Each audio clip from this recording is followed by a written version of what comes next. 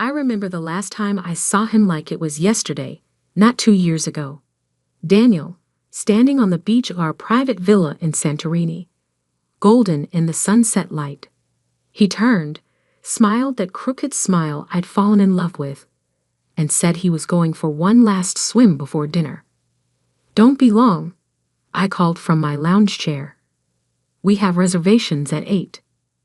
"I won't," he promised. "Love you, Emma." I watched him wade into the Mediterranean, strong strokes carrying him out past the breakers. Then I dozed off in the warm evening air. When I woke, the sun had set and Daniel was gone. His clothes still lay neatly folded on the sand. His wedding ring sat on top, catching the last light of day. But my husband of 4 days had vanished. The Greek police searched for weeks. They found nothing. No body, no signs of foul play. Just a tragic honeymoon drowning, they said. These things happen. The current was strong that night. He must have been pulled out to sea. I didn't believe it. Daniel was an expert swimmer. He'd grown up on the California coast, spent summers lifeguarding. But what other explanation was there? His twin brother James flew out to help with the search, to handle arrangements when hope faded. He looked so much like Daniel it hurt to be near him. Same dark hair and green eyes, same height and build. But James was quieter, more serious. Where Daniel had been all charm and easy laughter, James was contained, careful. "I'm sorry," he'd said when the police finally called off the search. "I know how much he loved you." Did he? Sometimes I wondered if anyone had really known Daniel. Even me, his wife of exactly 4 days. Now 2 years later, I sat across from James in a coffee shop, staring at the letter that had shattered everything I thought I knew about my marriage. "When did you get this?" My voice sounded strange to my own ears. "Yesterday." James looked as shell-shocked as I felt. It was forwarded from my old address. Postmark is from Brazil. I read the letter again, Daniel's familiar handwriting swimming before my eyes. "Dear James, if you're reading this, you've probably been taking care of Emma, just like I knew you would. Always the responsible twin, cleaning up my messes. Well, here's one last mess for you. I'm not dead, obviously. But I needed everyone to think I was. You see, I'd gotten myself into some trouble. The kind that doesn't go away with a few apologetic phone calls and borrowed money. The kind that ends with broken kneecaps, or worse. I know what you're thinking. Why get married then?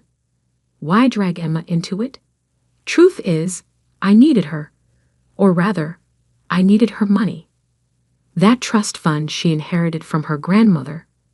Well, let's just say it came in handy. Don't worry. I left enough to raise the baby. Oh yeah, surprise. Emma's pregnant. About 6 weeks along when we left for Greece. She probably doesn't know yet. Take good care of them both. It's the least you can do, considering you've been in love with her since the day I introduced you. Consider this my last gift to you, brother. The woman you love and the family you always wanted. All yours. Try not to hate me too much. Daniel."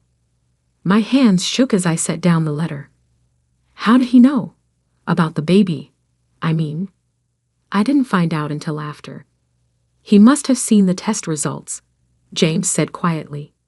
"You went to the doctor just before the wedding, remember?" I nodded slowly. The routine physical my insurance had required before adding Daniel to my policy. He'd gone with me, been so attentive. "He planned it all," I whispered. "The whole thing. The wedding, the honeymoon location. He knew exactly what he was going to do." "Emma?" James reached across the table, then pulled back. "I'm so sorry. I had no idea he was. That he would. Use me? Steal my money? Fake his own death?" The numbness was wearing off, replaced by a rage so pure it scared me. "Did you know about his trouble?" The people he owed money to? James shook his head. He'd been distant the last few years. Moving around a lot, never staying in one place too long. But he seemed different with you. Settled. Happy. I thought. He laughed bitterly. I thought you changed him. No one changes Daniel, I said, the truth of it hitting me fully. He just changes masks. My son Lucas chose that moment to stir in his stroller beside me.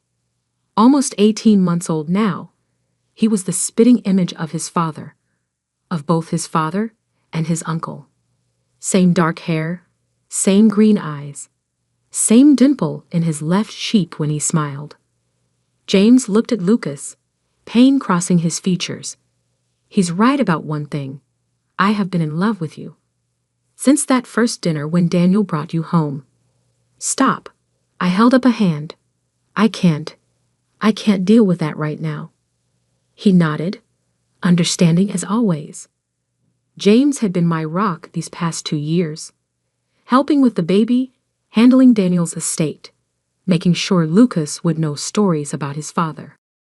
Only they were all lies. Every memory, every story, every moment of grief, based on a carefully constructed fiction. What do you want to do? James asked quietly. About Daniel? The money? The fact that my entire marriage was a con. I laughed, the sound edged with hysteria. I have no idea. We should go to the police. And tell them what? That my dead husband sent a letter confessing to fraud. That he's alive somewhere in Brazil. They'll think we're crazy. We have proof. The letter, the postmark, and there must be a trail. Bank records, travel documents. No. I said it more sharply than I intended. No police. Not yet. First, I want answers. Emma, he stole 2 years of my life, James. Made me grieve for him while he was probably living it up on my money. Made me tell our son his father was dead. My voice broke. I want to know why. Really why. Not just the excuse he put in that letter. It's too dangerous. If he really was in trouble with the kind of people who break kneecaps, then I'll be careful. I met his concerned gaze. Will you help me? He sighed, running a hand through his hair just like Daniel used to do. You know I will. Whatever you need. Good, because I think I know where to start. James raised an eyebrow. Where? The last place anyone would look for a dead man. I pulled out my phone, already searching flights. Greece, where it all began. Emma, no, it's been 2 years. There won't be any trail left to follow. That's what everyone thought then too. But look at this. I turned my phone to show him an Instagram post. A sunset shot of a familiar beach villa. Our honeymoon rental. The owner just posted this yesterday. Notice anything strange? James leaned closer, squinting at the image. Then his eyes widened. In the background, barely visible through the villa's window, a figure stood watching the sunset. A man with dark hair and a crooked smile. It could be anyone, James said, but I could hear the doubt in his voice. The caption says it's from last week. And look at the comment. I scrolled down. Someone asked about the man in the window. The owner replied that it must be a trick of the light. The villa's been empty for renovation. So why is there a man who looks exactly like my dead husband standing in an allegedly empty villa? James was already pulling out his own phone. I'll book the flights. No. I touched his arm. I need to do this alone. Like hell you do. He's my brother too, Emma. And if he's really alive, if he really did all this, his jaw tightened. I need answers too. I looked at Lucas, peacefully sleeping in his stroller. My son, who deserved to know the truth about his father, whatever that truth might be. Fine, I said. But we do this my way. Which is? First, We need to find out exactly what kind of trouble Daniel was in. The kind of trouble worth faking your death and abandoning your pregnant wife over. And how do we do that? I pulled up another screen on my phone. Daniel's old office number. The investment firm where he'd worked before our wedding. We start, I said, by following the money. Daniel's old office looked exactly the same. The same sleek glass and chrome. The same professionally bland artwork on the walls. The receptionist even remembered me. Mrs. Kingston. What a lovely surprise. Her smile faltered slightly. I'm so sorry about, well, everything. Thank you, Claire. I forced a smile. I actually need to access some of Daniel's old files. For the estate. She hesitated. I'm not sure. It's been cleared with legal. James stepped in smoothly. Amazing how authoritative he could sound when needed. They're expecting us. 10 minutes later, we sat in a conference room with Daniel's personnel file and archived emails. The official story was that we were finalizing estate matters. The truth was, we were looking for any hint of what had driven Daniel to such elaborate deception. Look at this, James murmured, sliding a paper across the table. 3 months before your wedding, he transferred nearly $1 million to an offshore account. Client funds? He nodded grimly. And that's just what we can trace. Who knows how much he hid better? My hands trembled as I opened another folder. Inside were client complaints, dozens of them, all claiming missing funds, unauthorized trades, vanished investments. All quietly settled by the firm to avoid scandal. They knew, I realized. The firm knew he was stealing, but they covered it up. Probably hoping he'd pay it back before anyone noticed. James was scrolling through emails on his laptop, but he just kept digging deeper. How much? In total? From what I can piece together, at least 5 million. Maybe more. I felt sick. The trust fund Daniel had accessed after our wedding. My inheritance from Gran had been almost exactly that amount. He married me for the money, I whispered, to pay back what he'd stolen. Emma? James reached for my hand, then stopped himself. Always so careful with boundaries, even now. No, it's fine. I need to face this. I squared my shoulders.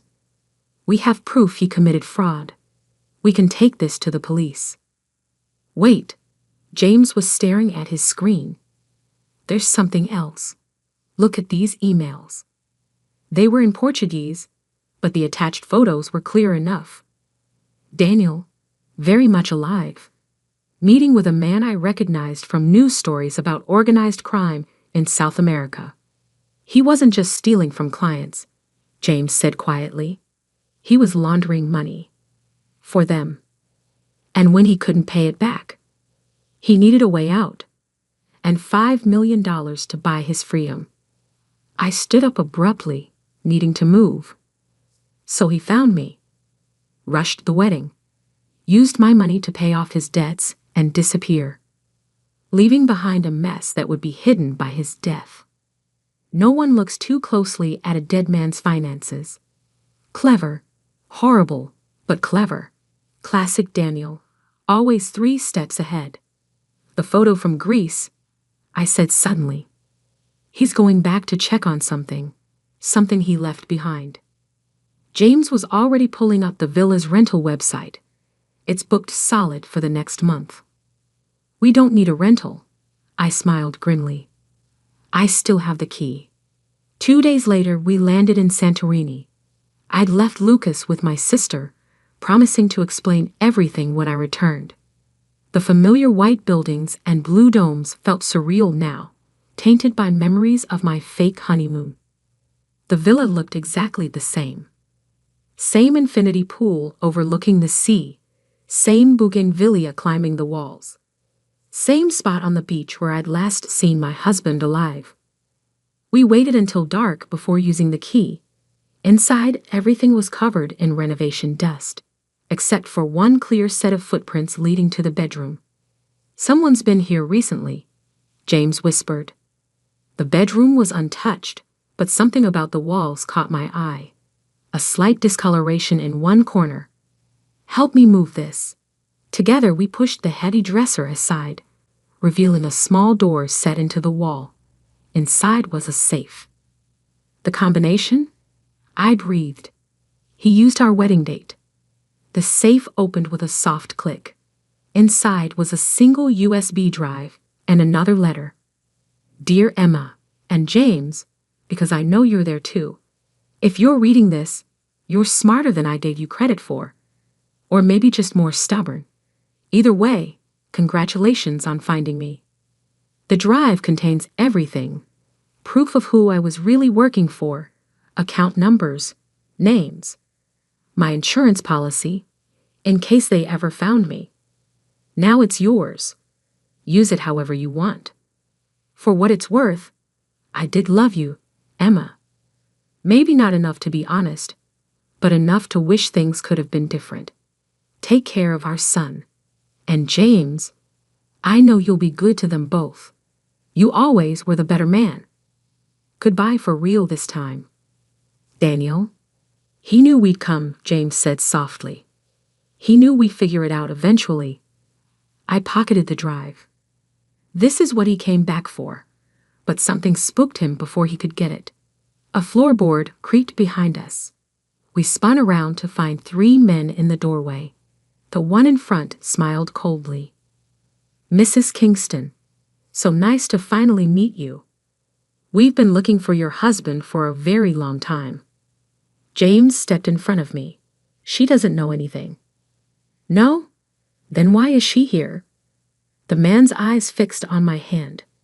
"And what's that in your pocket?" Everything happened very fast after that. James lunged at the men while shoving me toward the window. I heard scuffling, a grunt of pain. Then I was out on the narrow ledge, heart pounding, Mediterranean waves crashing below. "Run," James shouted. So I did what Daniel had done 2 years ago. I jumped. The impact drove the breath from my lungs. Salt water burned my eyes, my nose. But I'd been prepared for this. Had worn clothes I could swim in. Unlike Daniel's theatrical drowning, I had no intention of dying. I surfaced briefly, saw James diving in after me, the men shouting from the window. Then I dove deep, swimming parallel to the shore where our rental car waited. 10 minutes later, soaked and gasping, we peeled out of the beach parking lot. "The drive?" James asked through chattering teeth. I patted my waterproof phone case, safe, along with photos I took of Daniel's files from the office. "Good," he pushed his wet hair back, "because I think it's time to get the authorities involved. The real authorities, not local police. Interpol? Higher. Those men back there? CIA. I saw their badges when we fought. Daniel wasn't just laundering money for criminals. He was helping them launder intelligence too. Selling secrets." The pieces clicked into place. The rushed wedding, the elaborate fake death, the constant moves. Daniel hadn't just been running from mob debt. He'd been running from his own government. "What do we do now?" James pulled out his phone. "I have a contact. Someone who can help us handle this properly. But first," he hesitated. "Emma, once we do this, once we turn over that drive, Daniel won't be legally dead anymore. He'll be a wanted man. It will change everything." Everything already changed the moment I read his letter. I stared out at the dark water where my husband had staged his death. I want the truth. All of it, whatever that means. 6 months later, I sat in my living room watching the news. Daniel's face filled the screen. A grainy surveillance photo from Argentina, where he'd finally been arrested. The headline scrolled beneath. "International Man and UNT Indies. FUGITIV FIANCIER in Custody. Lucas played on the floor nearby, too young to understand that his father wasn't just a sad story anymore, but a real person who would spend many years in prison. James came in from the kitchen carrying coffee. He'd moved in 3 months ago, officially to help with security while the case unfolded. Unofficially, well, some things take time to acknowledge. They're transferring him back to the U.S. next week, he said, sitting beside me. Are you sure you want to see him? I nodded. I need to. For Lucas's sake, if nothing else. His father may be a criminal, but he deserves to know where he comes from. And what about you? What do you need? I turned to look at him. This man who was identical to my husband in every physical way, yet completely different in all the ways that mattered. Who had helped me uncover the truth, even knowing it would hurt. Who loved my son like his own. I need time, I said honestly, to process everything, to figure out who I am beyond Daniel's victim or Lucas's mother. You have time, he said softly, as much as you need. On the screen, they showed the villa in Santorini, now a key piece of evidence in an international investigation. The beach where it all began and ended. The water that had swallowed one life and given me another. Lucas toddled over, holding up his favorite book. Story? I pulled him into my lap while James began to read. My son snuggled against me, secure in the simple truth of being loved. Someday, he would learn the complicated truth about his father. But for now, this was enough. This quiet moment, with the people who had helped me find my way back from Daniel's lies to something real. You okay? James asked softly when Lucas had fallen asleep. I thought about Daniel's letter, about his last gift to his brother. He'd been right about one thing. James was the better man, but he'd been wrong about everything else. My life hadn't been stolen or given away. I'd rebuilt it myself, with help from someone who understood that real love isn't about deception or dramatic gestures. It's about showing up, day after day, choosing honesty even when it hurts. Yeah, I said, reaching for James's hand. I'm okay. Sometimes the deepest betrayals lead us to the truest connections. Sometimes what looks like an ending is really a beginning in disguise. And sometimes, amid all the lies and complications, we find exactly where we're meant to be. The next week, I faced Daniel across a prison visiting room table. He looked older, tired, but still wore that crooked smile. I knew you'd figure it out eventually, he said. You and James, always the smart ones. Why? I asked simply. The whole elaborate scheme. Why not just ask for help? He laughed bitterly. Would you have given me $5 million if I had? We'll never know. You didn't trust me enough to find out. His smile faded. How's Lucas? Happy, healthy, loved. By James? By family. I stood up. Goodbye, Daniel. I'm not coming back. I really did love you, he called as I walked away. In my own way. I paused at the door. I know. But love without trust, without honesty, it's just another pretty lie. Outside, James waited by the car. You got what you needed? I looked at him. Really looked at him. Same face as Daniel, but such different eyes. Eyes that had never lied to me. Yeah, I said. I did. We drove home to Lucas, to our complicated but honest life, to all the truths still waiting to be discovered between us. The future stretched ahead, uncertain, but real. And sometimes, that's the greatest gift of all.